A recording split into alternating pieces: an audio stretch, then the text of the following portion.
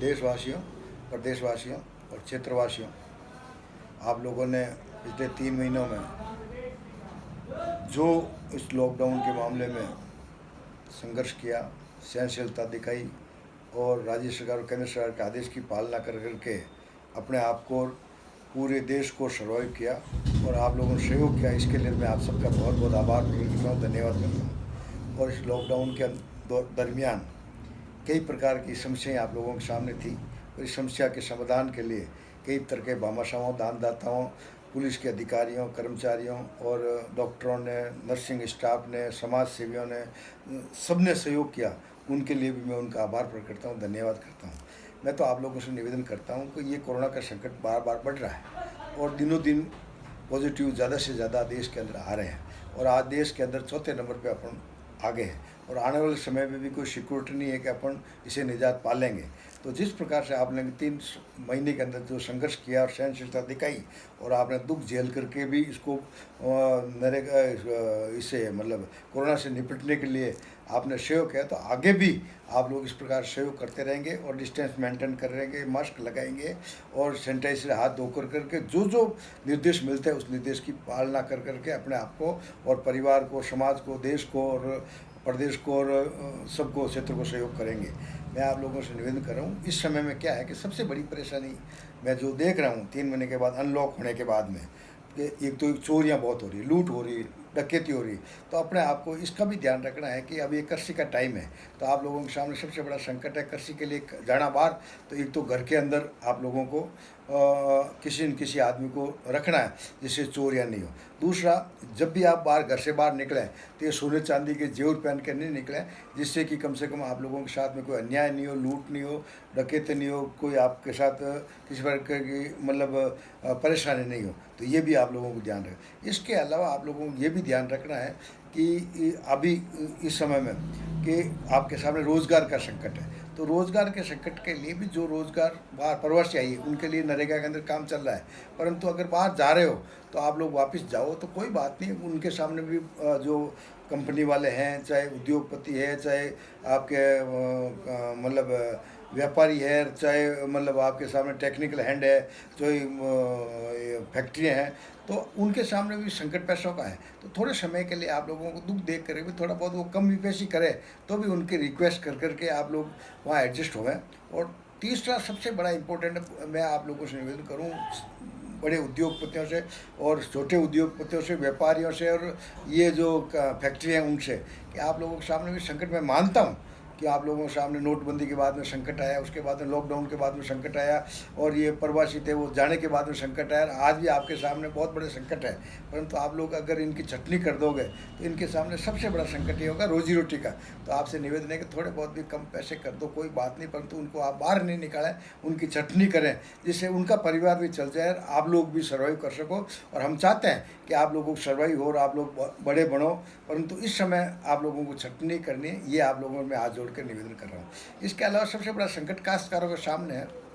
काश्तकारों के सामने एक तो क्या कि सबसे बड़ा टिड्डी का संकट है। टिड्डी के मामले में सरकारें कर रही है सहयोग, परंतु सहयोग करने से कुछ नहीं, परंतु वो फसलें नष्ट हो गई। तो आप लोगों को इस समय चारों तरफ से आप घिरे हो, तो आप लोगों को इस टिड्डी के जो आ रहा है उससे भी मुकाबला करना है और अपने आप को सर्वाइव करने के लिए परिवार में सामंजस्य बना करके आप लोगों को आगे बढ़ना है। और सबसे बड़ा जो बात देख रहा हूँ महीने भर में, इस लॉकडाउन के कारण और नोटबंदी के कारण और कई प्रकार की समस्याओं के कारण लोग बाग पैसे नहीं दे रहे हैं, रियल एस्टेट में फंसे हुए हैं, ज़मीनें ले ली पर तो बिक नहीं रही है और चारों तरफ से व्यापार भी ठप हो गए हैं, चाहे उद्योगपति थे वो भी ठप हो गए हैं और चाहे काश्तकार है वो भी उनका इनकम नहीं आ रहा है, चाहे सब्जी बेचने वाले उनका भी इनकम नहीं आ रहा है, चाहे छोटे मोटे व्यापारी वो भी परेशान है और परेशान होकर के चारों तरफ से घिरने के कारण वो आत्महत्या कर रहे हैं। तो मैं हाथ जोड़ के आपसे निवेदन कर रहा हूँ कि आप आत्महत्या मत करिए, ये आत्महत्या करने का कोई मतलब सोल्यूशन नहीं है। आप जानते हैं कि आपके आत्महत्या करने के पीछे आपके परिवार में क्या बीतती होगी,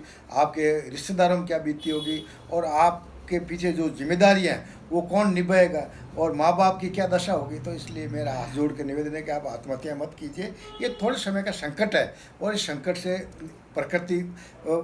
कोई पता नहीं क्या कर रही है प्रकृति के कारण इस प्रकार का संकट हो रहा है, तो आप लोग उसका मुकाबला कीजिए, दुख सुख देख लीजिए, और जो आपसे मांगने वाले हैं उनसे भी रिक्वेस्ट कीजिए कि 2 महीने बाद में देंगे, 4 महीने बाद में देंगे, 6 महीने बाद में देंगे। और जो इनकम नहीं है और इनकम है, वो जो पैसा आपके पास में है उसमें आधी रोटी खाकर भी अपने परिवार का पालन पोषण कीजिए। और ये जो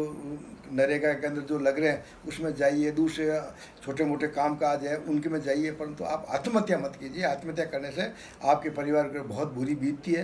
तो मैं तो आप लोगों को निवेदन, ये 2-4 संकट है, इसकी तरफ आप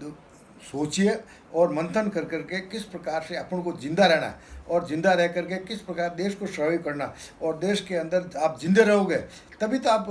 सब कुछ कर सकते हो। आप मर ही जाओगे तो आप पूरा परिवार ही खत्म हो जाएगा, आप भी परेशान हो जाएगा। आप तो चले गए पर तो पीछे मतलब पूरे व्यवस्था ही खत्म हो जाएगी। तो आप लोगों को ये ध्यान रखना है। और सबसे बड़ा मैं आप लोगों को निवेदन करूं कि आज इस समय में ये संकट है कोरोना का, और ये संकट कोई आज देश का नहीं, ये विश्वव्यापी संकट है। इस संकट के अंदर जो अभी मैं देख रहा हूँ टीवी पे कि केंद्र सरकारें, राज्य सरकारें पार्टीबाजी से, वो उसने यूँ कर दिया, वो उस पार्टी ने यूँ कर दिया, ये होने वाला, ये होने वाला। और इधर आसपास में चाइना मतलब क्या कर रही है, पाकिस्तान में क्या हो रहा है, भूटान क्या कर रहा है, ये नेपाल क्या कर रहा है, अमेरिका में क्या हो रहा है, रूस में क्या हो रहा है, ये मुस्लिम कंट्री क्या कर रही है। ये सभी देश के लिए इस समय में जो ये पार्टीबाजी करने का काम नहीं है। आप लोगों को इस प्रकार किसी को वो उसके ऊपर लांछन लगा और वो उसके ऊपर लांछन लगाने का टाइम नहीं है। अपन लोगों को किस प्रकार से देश को अखंडता, देश की संप्रभुता, देश की एकता और देश के अंदर किस प्रकार से जो देश का संविधान है उसको सर्वाइव रख सकें, देश के संविधान को किस प्रकार से लागू करके देश के अंदर 36 कौम को जिंदा रख सकें, देश की धर्मनिरपेक्षता जो देश की आत्मा है उसको किस प्रकार से अपन जिंदा रख सकें, और अपने देश के 36 कौम के लोग किस प्रकार से जो जो अपनी व्यवस्था है उसके अंदर जो विदेशी है उनसे वार्तालाप कर करके अपने देश को भी सर्वाइव करें और दूसरों को भी जिंदा रखें और मानवता को किस प्रकार से जिंदा रख सकें, ये अपनी सोच लेकर के अपन लोगों आगे बढ़ें। और नेताओं से विशेष तौर से निवेदन करता हूं कि आप अभी कोई 4 साल चुनाव का टाइम नहीं है, और 4 साल बाद में क्या होगा क्या नहीं होगा उसके बारे में सोचने की ज़रूरत नहीं है। जनता अपने आप होशियार है, जनता इतनी इंटेलिजेंट है कि आपको समझाने की ज़रूरत नहीं है। उनको लगेगा कि भाई के किसको जिताना, कौन नेता सही है, कौन नेता सही है। 72 साल की आज़ादी के बाद में भी इसके बारे में आप लोगों को बताने की ज़रूरत नहीं है। इसलिए आप लोग किस प्रकार की पार्टी पॉलिटिक्स से दूर उठकर देश हित में,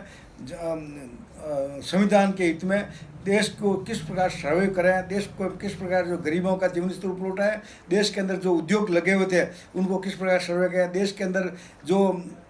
व्यवस्था हैं उसको किस प्रकार से जिंदा रख सकें, और देश के अंदर ऐसी व्यवस्था करें जिससे आम आदमी संतुष्ट हो और वो आम आदमी संतुष्ट होकर अपना जीवन यापन कर सके और परिवार को पाल सके और देश को जिंदा रखने में उनकी अहम भूमिका रख सके। और जहाँ पे भी देश के लिए इन जनता की ज़रूरत होगी, देश की जनता अवाम 36 कौम इस देश के लिए मरने मिटने को तैयार है। इसलिए आप राजनीतिक से ऊपर उठ करके देश हित में सोच करके, पार्टीबाजी से ऊपर उठ करके देश के हित में सोच करके आगे बढ़ने के लिए इस प्रकार लोगों को सांत्वना दें और इस कोरोना से निपटें। क्योंकि लोगों को पता है कि आज नोटबंदी के बाद में आज देश के अंदर जो जो सरकारें बनी हैं वो सरकारों ने क्या किया, क्या नहीं किया, और हुआ या नहीं हुआ, और इसके बारे में बताने की ज़रूरत नहीं है। क्या 65 साल में क्या किया, 60 साल में क्या, सब जनता जानती है, जान जाएगी। और जो ये कर रहे हैं ना, इसके बारे में बताने की ज़रूरत नहीं है, सब अपने आप समझ गई है। तो मेरा आपसे निवेदन है कि इस देश को आगे बढ़ाने के लिए ये समय अभी नहीं है, इस समय को आप उपयोग कीजिए और देश को आगे बढ़ाने के लिए काम कीजिए। बहुत बहुत धन्यवाद। जय हिंद, जय भारत। और विशेष तौर से किसानों के, मजदूरों से, और जो कर्मचारी है उनसे, जो देश के उद्योगपति व्यापारी है उनसे, और जो देश को अपनी तरफ से सोच रखने वाले उनको मैं धन्यवाद करता हूँ, आभार प्रकट करता हूँ। संकट की घड़ी में आप लोग अपने आप को आगे बढ़ाने के लिए देश हित में काम करिए और ये आत्महत्याएं करना बंद कीजिए, यही निवेदन करते मेरी बात को समाप्त करता हूँ। बहुत बहुत धन्यवाद। जय हिंद, जय भारत। कितना मीटर